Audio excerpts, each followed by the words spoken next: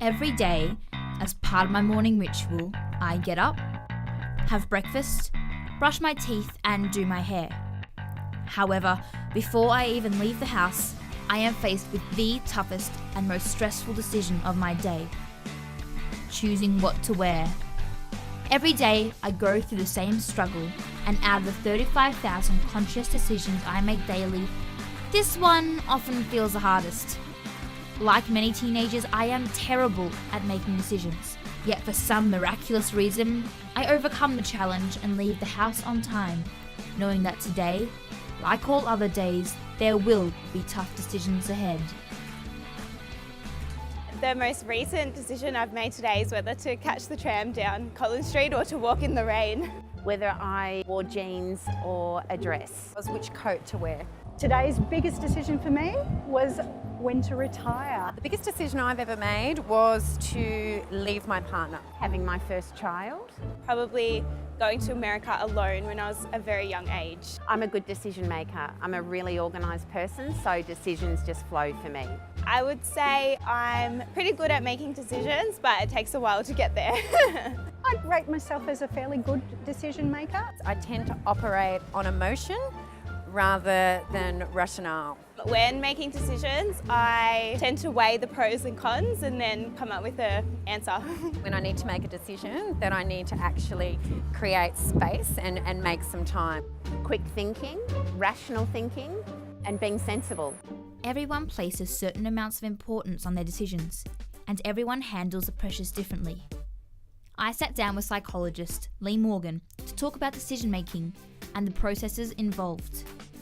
I think it's helpful to have a decision-making model. So one is to brainstorm a whole lot of ideas and weigh up the pros and cons. Another way is to actually make decisions according to your goals. Or another way of making a decision is based on meaning. What will this decision mean to me in the next 10 minutes? What will this decision mean to me in the next 10 months? And what will this decision mean to me in the next 10 years? We say we want to make that decision and it's got to be perfect. We look at all the choices and we go, I can't choose, I might as well not even bother. This is me, Georgia, 17-year-old student from Melbourne. I am Lee's #1 culprit for poor, slow decision making. Take this documentary for example. I had ideas for a mockumentary, drama and animation. However, I felt attached to all my ideas. I was stuck and couldn't make up my mind. I had too many choices. A friend joked, "You should do a documentary on making a decision." He thought it was pretty funny, obviously as a joke. Little did my friend know, I was inspired by his wise words and saw his joke as the perfect opportunity to discover why I am so terrible at making choices. Hence, this documentary was born. Hooray! It finally dawned on me. I was too overwhelmed by all the choices I had that I couldn't finalise an idea in fear of making the wrong decision. There is a lot of information. Our brains have a certain capacity for making decisions. So there's something called decision fatigue. They realise that our capacity for making decisions reduces over the day. If we're making a lot of really small, irrelevant choices, we're not going to have a lot of space left in our mind to make better choices. Our brains make it easier is to use heuristics, which are basically a fancy word for rules of thumb. So we just need to be aware of the fact that too much information is not necessarily better for us, but actually it's important to narrow it down so that we're making the decisions in the most important areas of our life. Hi, what can I get for you? I'll just have a coffee. Sure. Cappuccino, latte, flat white, cafe mocha, short black, long black, Vienna or espresso? Cappuccino. Sure. Would you like low fat, full fat, calcium enriched, soy milk, oat milk, rice milk or almond milk? I'll have low fat. What size did you want? Babies, kids, small, medium, large or jumbo? Just a small, thanks. Did you want sugar, cream, ice, froth, syrup or decaf?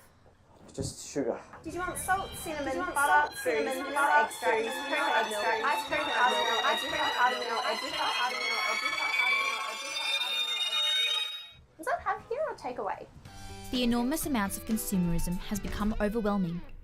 A study was conducted by Sheena Iyengar, a professor of business at Columbia University in 1995, exploring this dilemma. Outside a supermarket, volunteers set up a small stall where samples of gourmet jam were on offer.